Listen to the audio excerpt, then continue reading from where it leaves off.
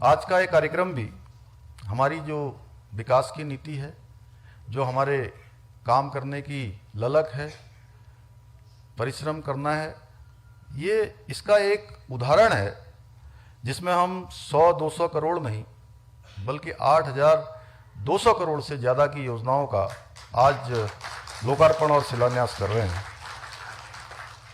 विभिन्न क्षेत्रों से जुड़े हुए सभी विकास काम उत्तराखंड को देश का अग्रणी राज्य बनाने में अपनी बहुत महत्वपूर्ण भूमिका निभाएंगे।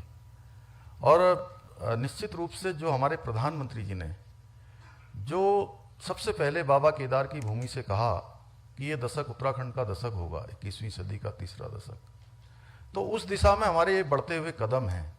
उनके जो शब्द हैं, उनके मुंह से निकले हुए उस शिव रूपी शब्द, वो वास्तव में आज हमको प्रेरणा भी दे रहे हैं। और भगवान की कृपा से, माननीय प्रधानमंत्री जी के आशीर्वाद से लगातार वो धरातल पर उतर रहे हैं। भाइयों बहनों, हमारी सरकार प्रदेश का चहुमुखी विकास करने के लिए जो विकल्प रहित संकल्प है, जिसके बारे में आदरणीय प्रेमचंद अग्रवाल जी ने अभी यहाँ से कहा, इस मूल मंत्र के साथ काम कर रही है। और मैं आपको स्पष्ट कह देना चाहता हूँ एक बात जरूर आज इतने बड़े अवसर पर, कि हम केवल नारों पर विश्वास नहीं करते हैं और मैं बहुत ज़्यादा बोलने पर भी विश्वास नहीं करता हूँ। मेरा ये मानना है कि बोलने से ज़्यादा काम करना महत्वपूर्ण है। और अगर हम काम करेंगे तो हमें अपने मुख से नहीं बोलना पड़ेगा, अपने मुंह से नहीं कहना पड़ेगा, तब हमारा ये काम बोलेगा। और अभी आपने देखा कि कल भी यहीं देहरादून में एक बड़ी धनराशि 226 करोड़ रुपए की योजनाओं का हमने, प्रेमचंद जी ने, हमारे उमेश शर्मा काऊ जी ने एक बड़ा लोकार्पण और शिलान्यास किया। अभी टनकपुर में नितिन गडकरी जी आए थे, उनके साथ 2215 करोड़ की योजनाओं का भूमि पूजन हुआ था। हरिद्वार में हम सब की उपस्थिति में सारे विधायक, सारे आदरणीय मंत्रीगण, सभी लोग थे। उसमें लगभग 4700 करोड़ की योजनाओं का लोकार्पण व शिलान्यास हुआ था। मातृशक्ति का पिछले दिनों हरिद्वार में कार्यक्रम हुआ था 12 फरवरी को, उसमें भी 1168 करोड़ की योजनाओं का लोकार्पण शिलान्यास हुआ। चंपावत में 161 करोड़ की, अल्मोड़ा में 117 करोड़ की, पौड़ी में 828 करोड़ की और रुद्रप्रयाग में 456 करोड़ की योजनाओं का शिलान्यास हुआ। इसके अतिरिक्त पिथौरागढ़, बागेश्वर, ऊधम सिंह नगर, नैनीताल, उत्तरकाशी, टिहरी, देहरादून, सभी जगह पर अगर हम सभी जगह के जो लोकार्पण और शिलान्यास को जोड़ लें तो वो भी पिछले 2 महीने में 10,000 करोड़ के लगभग इतनी योजनाओं का लोकार्पण और शिलान्यास हुआ है। उसके बाद आज 8,000 करोड़ की धनराशि के 8,275 करोड़ की धनराशि के कार्यों के लोकार्पण और शिलान्यास कर रहे हैं। और ये सब मिलाकर 18,000 करोड़ से ज़्यादा हो गए। ये दर्शाते हैं कि हम उत्तराखंड को किस दिशा में ले जाना चाहते हैं। श्रेष्ठ राज्य बनाने के लिए हम तेजी से विकास को धरातल पर उतार रहे हैं। भाइयों बहनों, हम अभी एक साथ 2 मोर्चों पर काम कर रहे हैं।